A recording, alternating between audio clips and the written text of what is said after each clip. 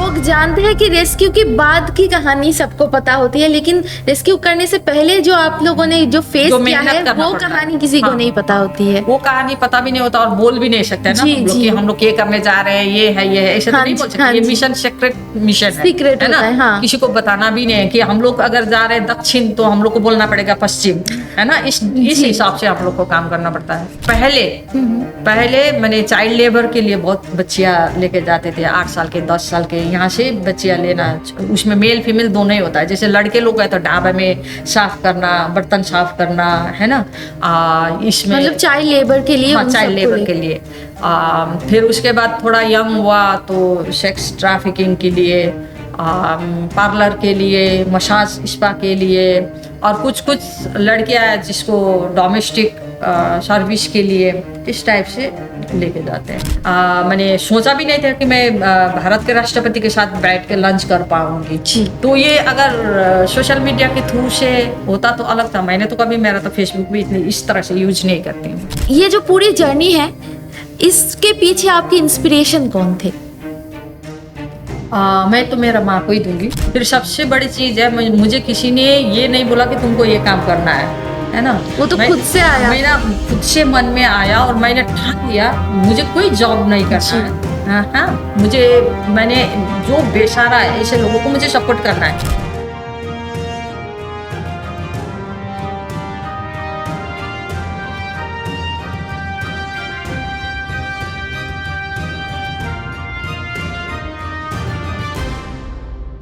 नमस्कार, खबर समय में आप सभी का स्वागत है। मैं आनंदिता और मेरे साथ इस वक्त एक बहुत ही ख़ास गेस्ट है। उनका परिचय देने से पहले आपको कुछ छोटी सी बातें बताना चाहूँगी। हर साल हज़ारों लड़कियां पहाड़ों से, बॉर्डर इलाके से, नेपाल, इन सारी जगहों से उन बच्चियों को, उन महिलाओं को खरीद कर बेचा जा रहा है कहीं और पर, और उन सभी बच्चों को, उन महिलाओं को वहाँ से बचाकर उन्हें एक नई जिंदगी देने का अथक प्रयास कर रही है। दिन रात अथक परिश्रम कर रही है रंगू शौर्य जी, और वही है आज की हमारी स्पेशल गेस्ट। उनके बारे में एक और बात आपको बता दूं, सनमार्ग जो कि एक हिंदी दैनिक अखबार है, सनमार्ग की तरफ से हर साल अपराजिता कर एक अवार्ड शो ऑर्गेनाइज किया जाता है, खासकर उन महिलाओं के लिए जो समाज को कुछ नया, कुछ खास वो प्रदान कर रही है अपने कार्य के माध्यम से। वही सनमार्ग अपराजिता की इस साल की नॉमिनी है हमारी आज की guest Rangu Shaurya ji. Welcome to Khabar Samay ma'am. नमस्कार, धन्यवाद। सबसे पहला आपसे ये सवाल पूछना चाहूँगी, आपकी ये जो एनजीओ है इसके बारे में, ये आपने कब से स्टार्ट किया? ये हम लोग ने काम करना शुरू किया था 2003 से, और 2004 में इसका रजिस्ट्रेशन हुआ, और अभी तक कंटिन्यूसली हम लोग इस फील्ड में ही एंटी ह्यूमन ट्रैफिकिंग के ऊपर काम कर रहे हैं। सिर्फ हम लोग एंटी ट्रैफिकिंग के ऊपर ही नहीं करते, जैसे डोमेस्टिक वायलेंस हुआ, चाइल्ड राइट्स हुआ, मैंने इसके साथ साथ समय और सिचुएशन के ऊपर भी डिपेंड करता है। जैसे कभी कभार क्या क्या घटनाएं घटती है उसी के ऊपर पेश करके हम लोग काम करते हैं। अच्छा, आपका ये जो एनजीओ है कंचनजंगा उद्धार केंद्र, ये 2004 में आपने स्टार्ट किया, तो 2004 से जो स्टार्टिंग पीरियड है उसमें क्या क्या आपको, क्योंकि 2004 और 2024 बहुत ही एक लंबा पीरियड है, तो इस लंबे वक्त के शुरुआती दिनों में आपको क्या क्या जो कठिनाई है जिनको आपने फेस किया? जैसे हम लोग ने ये देखा, स्पेशली मैं एक टी गार्डन के होने के वजह से बहुत सारे महिलाएं हो या मेल फीमेल दोनों ही, वहाँ से बहुत सारे लोग माइग्रेट करके बाहर चले जाते थे। जैसे tea garden, basically tea garden का कंडीशन ठीक नहीं रहता है, कभी कभार बंद हो जाती है, कभी उनका मैंने जो सैलरी वगैरह है अच्छी तरह से नहीं मिलती, और बहुत ही मिनिमम वेजेस होने के कारण से एक फैमिली में 4 5 6 7 लोग तो होती है, तो एक का काम होने से वो फैमिली रन करना बहुत मुश्किल होती है, जिसकी वजह से बहुत सारे लोग यहाँ से बाहर बड़े बड़े शहर में काम करने के लिए जाते हैं। कोई एजेंट के थ्रू चले जाते हैं, तो कोई अपने आप कोई जाके काम कर रहा है, उसको उनका पीछे करके जा रहा है।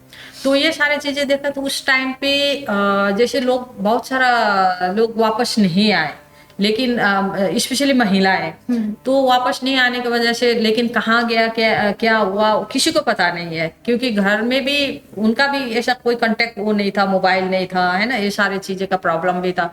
तो उन लोग को लगता था कि कोई घर में काम कर रही है या तो किसी के साथ वो शादी करके चुपचाप से बैठी हुई है, वो शायद वापस नहीं आना चाहती है। तो ये मेरे गांव वाले फील करते थे।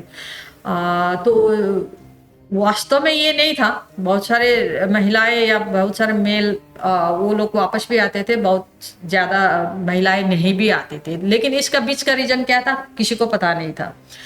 तो जैसे हम लोग ने ये सारे घटनाएं देखने के बाद कभी कभार मुझे लगता था कि सिर्फ इतना ही नहीं, मैंने गांव में या कभी भी अखबार पढ़ती थी या कोई भी मैगजीन वगैरह में भी देखती थी कि कोई महिला के साथ बहुत सारे घटनाएं होती थी, घरेलू हिंसा होती थी, उसके साथ साथ बहुत मैंने भद्दे टाइप से गाली देना।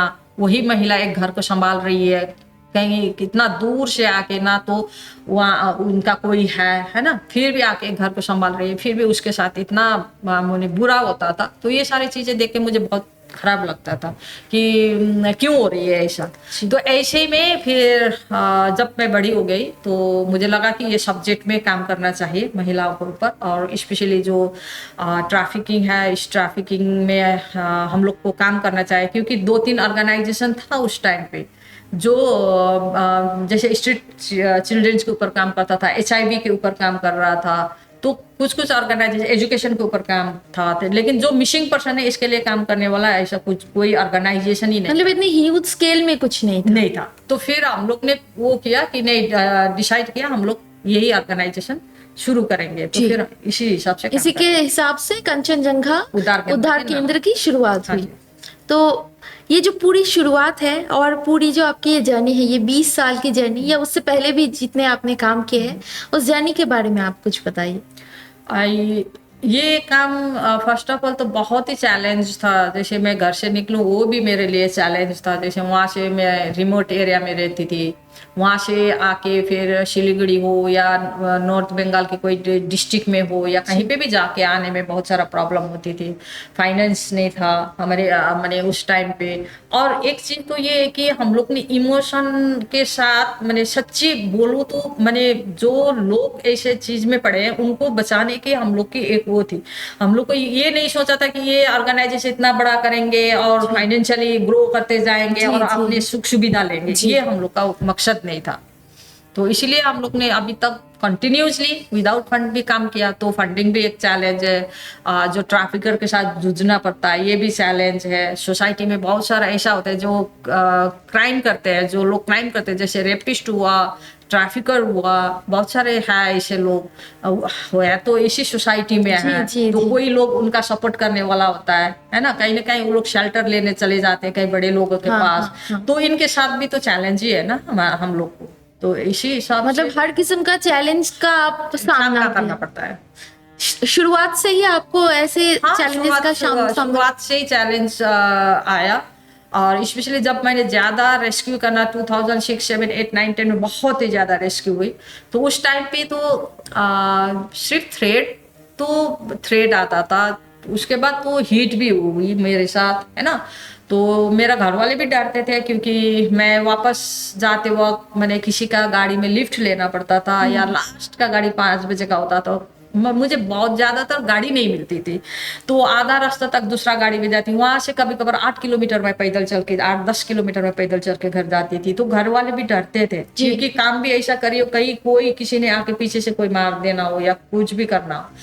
तो इस हिसाब से करते गई, लेकिन बाद में देखा गया तो जेल से भी थ्रेड आना शुरू हुआ, है ना। जो लोग पकड़ में आए, जो लोग जेल में तो फिर मैंने अगर मैं इस चीज से डरूं, उनका थ्रेड से डरूं, तो फिर मेरा काम बंद हो जाएगा, है ना। फिर बाकी लोगों को मैं कैसे संभालूं। फिर सबसे बड़ी चीज है, मुझे किसी ने ये नहीं बोला कि तुमको ये काम करना है ना। वो तो खुद से आया, मेरा खुद से मन में आया और मैंने ठान लिया मुझे कोई जॉब नहीं करना हाँ हाँ, मैंने जो बेसहारा है ऐसे लोगों को मुझे सपोर्ट करना है।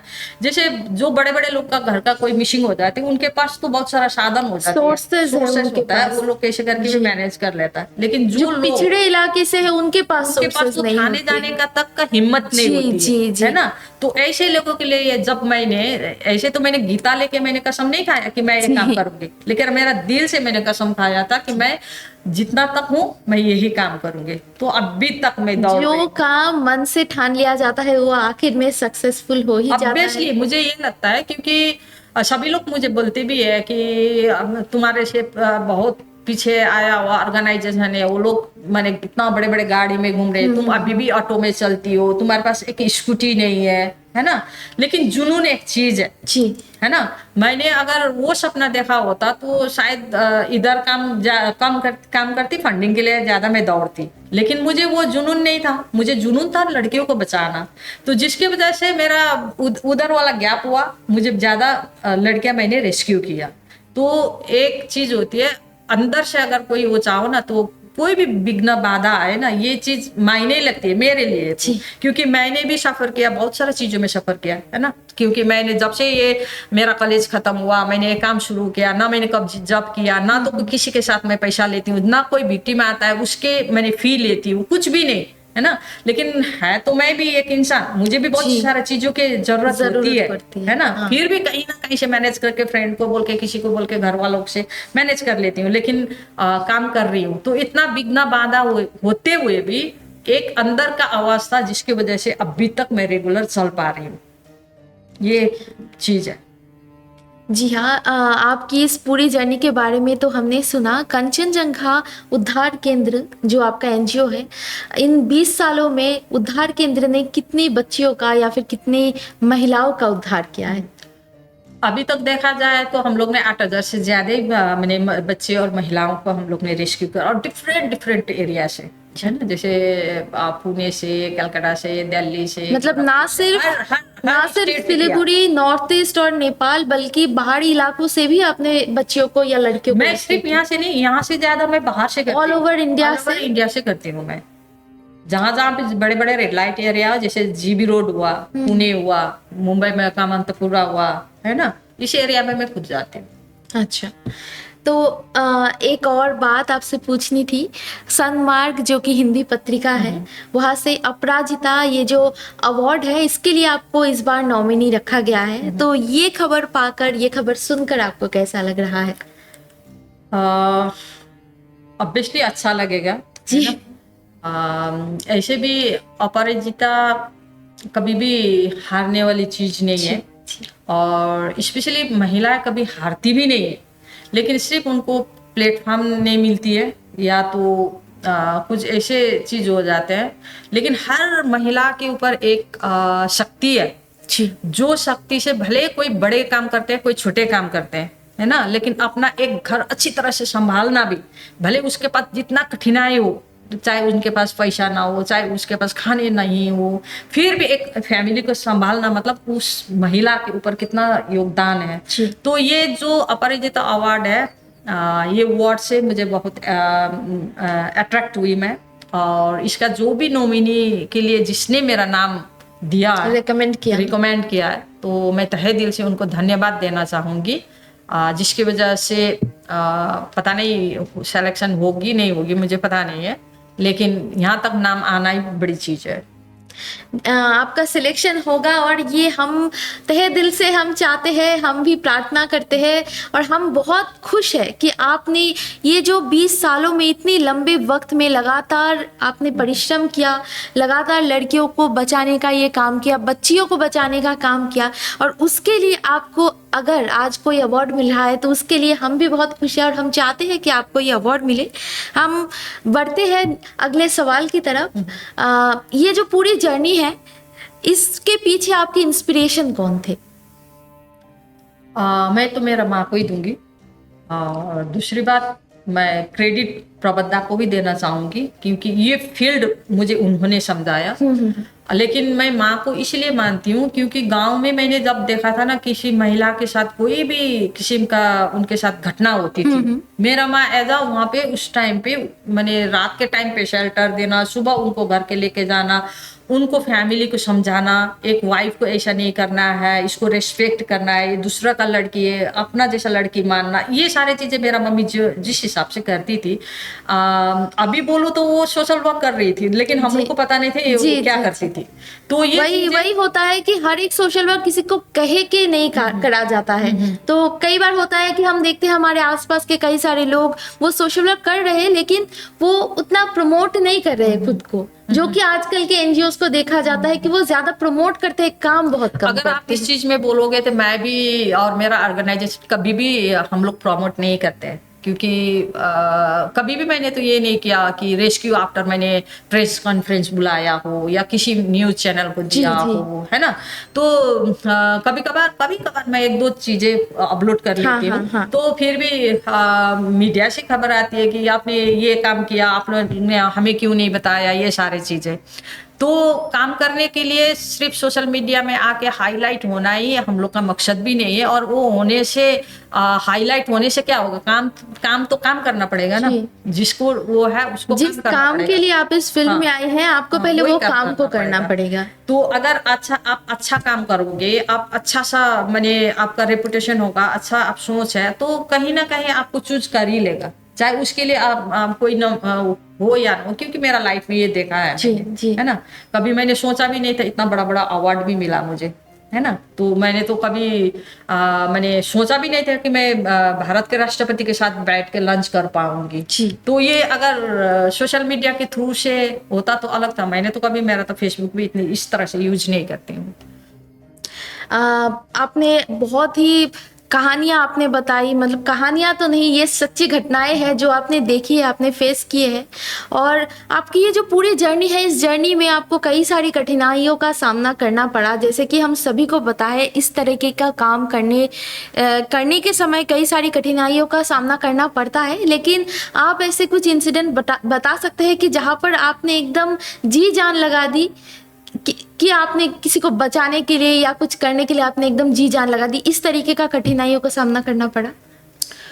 देखिए, एक्चुअली क्या होता है कि जब कोई केसेस आता है ना, तो उसी टाइम से हम लोग को माइंड फिजिकली आप लोग सेट अप करते हैं, मेंटली उसको प्रिपेयर रहना पड़ता है। हाँ। क्योंकि कौन सा एरिया है, वहां पे जाएंगे, रास्ते में क्या होगा, वापस आते वक्त क्या होने वाला है, मतलब हर समय अलर्ट रहना पड़ता है कि किस वक्त क्या हो जाए। हाँ, तो ये देखा जाए तो चैलेंज बोला जाए तो ये मैंने लोगों को लगता है कि रेस्क्यू हुआ, कहाँ से हुआ, कैसे हुआ, पता नहीं, रेस्क्यू हुई, है ना। मतलब लोग जानते हैं कि रेस्क्यू की बाद की कहानी सबको पता होती है, लेकिन रेस्क्यू करने से पहले जो आप लोगों ने जो फेस किया है, वो कहानी किसी को नहीं पता होती है। वो कहानी पता भी नहीं होता और बोल भी नहीं सकते ना हम लोग कि हम लोग ये करने जा रहे हैं, ये है ऐसा तो नहीं बोल सकते। ये मिशन सीक्रेट मिशन है ना, किसी को बताना भी नहीं है। कि हम लोग अगर जा रहे हैं दक्षिण, तो हम लोग को बोलना पड़ेगा पश्चिम, है ना। इस हिसाब से हम लोग को काम करना पड़ता है।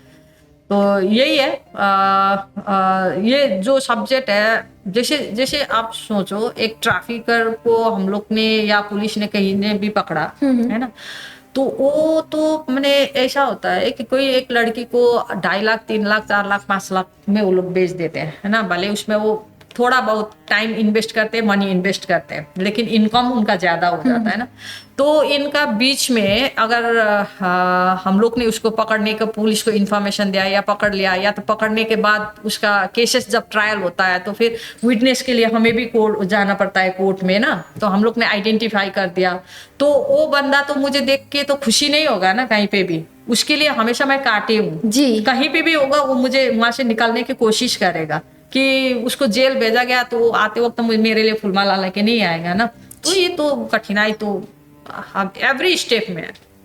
कठिनाई उस वक्त ज्यादा थी जिस वक्त आपने कंचनजंगा उद्धार केंद्र का शुरुआत किया, या फिर अभी इस वक्त 20 साल बाद कठिनाई नहीं, ज्यादा है? कठिनाई तो उस टाइम पे तो बहुत ही टफ कठिनाई था, क्योंकि उस टाइम पे लोग इस चीज को नहीं जानते थे।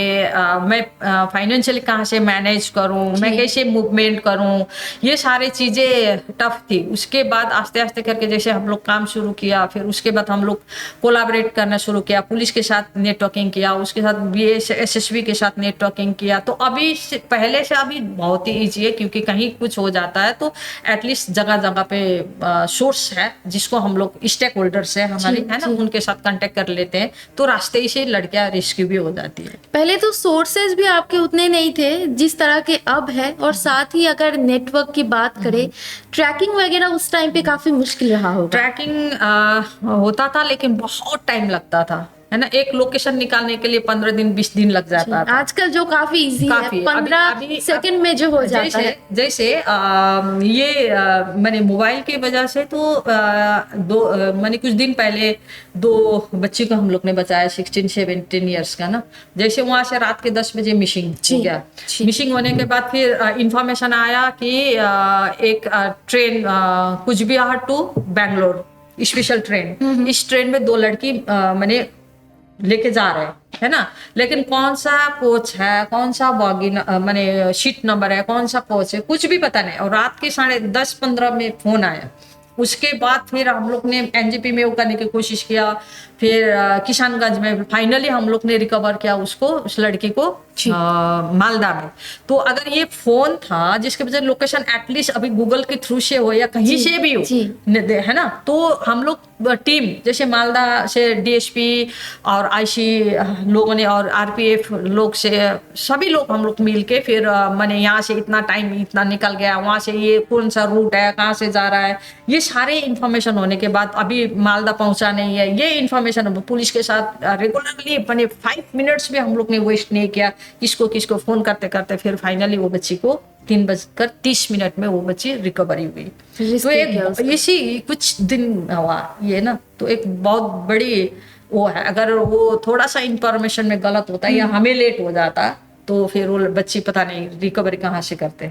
आप जिन बच्चियों के बारे में बात करिए तो ये किस तरीके का एज ग्रुप में ये आते हैं? ज्यादातर यंग लड़कियां ज़्यादातर ट्रैफिकिंग होती है, और उसमें ट्रैफिकिंग सिर्फ नहीं बोला जा सकता, इसमें बॉन्डेड लेबर भी है, चाइल्ड लेबर भी है, बहुत सारा है। ट्रैफिकिंग के अंदर बहुत सारा वो है, क्या बोलूं, डिपार्टमेंट तो नहीं बने वो है ना। तो इसमें देखा जाए तो जैसे पहले मैंने चाइल्ड लेबर के लिए बहुत बच्चियां लेके जाते थे, 8 साल के 10 साल के, यहाँ से बच्चियां लेना। उसमें मेल फीमेल दोनों ही होता है। जैसे लड़के लोग गए तो ढाबा में साफ करना, बर्तन साफ करना, है ना, इसमें मतलब चाइल्ड लेबर के लिए। हाँ, चाइल्ड लेबर के लिए। फिर उसके बाद थोड़ा यंग हुआ तो सेक्स ट्रैफिकिंग के लिए, पार्लर के लिए, मसाज स्पा के लिए, और कुछ लड़कियां हैं जिसको डोमेस्टिक सर्विस के लिए इस टाइप से लेके जाते हैं। तो मेनली टारगेट एज वही है, यंग टीनेज है। हाँ। ओके, तो आप कुछ और बताना चाहेंगे आपकी इस जर्नी के बारे में? मेरा इस जर्नी के बारे में मैं क्या बताऊं, मैं यही चाहती हूँ कि मैं सिर्फ भारत की भी बात नहीं करती हूँ, मैं वर्ल्ड में ही बात करूंगी। वर्ल्ड में जिस हिसाब से महिलाएं हैं, तो मेरे हिसाब से महिलाएं मतलब इतना पावरफुल और इतना सेंसिटिव भी है। पावर तो है लेकिन बहुत सेंसिटिव भी है ना। किसी का बहलाना, किसी का माने एक कुछ अच्छा सा चीज दिखाओ उसी में हाँ करना, माने एक इनोसेंट टाइप से भी होती है। तो महिला की इज्जत करना जाने, जिस घर में महिला का इज्जत होती है वो घर का रौनक ही अलग सी होती है ना। तो इसी हिसाब से सोसाइटी में अगर शांतिपूर्वक अगर अच्छा सा एक हमारी सोसाइटी बने तो हर घर में महिलाओं को इज्जत होना जरूरी है, और उनका रेस्पेक्ट करना, उनकी कदर करना, है ना। जैसे मदर्स डे में सिर्फ एक दिन माँ को वो दिया, इंटरनेशनल वुमेन्स डे में 1-2 दिन प्रोग्राम किया, उस टाइम पे महिलाओं को खाना आप आज खाना मत बनाओ, हम लोग करेंगे। तो उसके बाद एक दिन में वो नहीं होता, अगर आप किसी का रिस्पेक्ट करते हैं तो हर रोज उसको करना वो करना सीखे। और जो लड़के मैंने अपने बच्चे होते हैं उनको भी बोले कि अपना सिस्टर का, अपना भाभी हो, बहन हो, वाइफ का, हर एक का एक रिस्पेक्ट करना चाहिए। अगर ये कल्चर में हमारा थोड़ा सा भी चेंजेस आ जाए ना, तो हमारा सोसाइटी अच्छा बनेगी। Thank you so much. आपने अपनी जर्नी की स्टोरी, अपनी जीवन की इतनी बड़ी जो पीरियड है उसके बारे में जो स्टोरी हमसे शेयर की, उसके लिए बहुत बहुत धन्यवाद।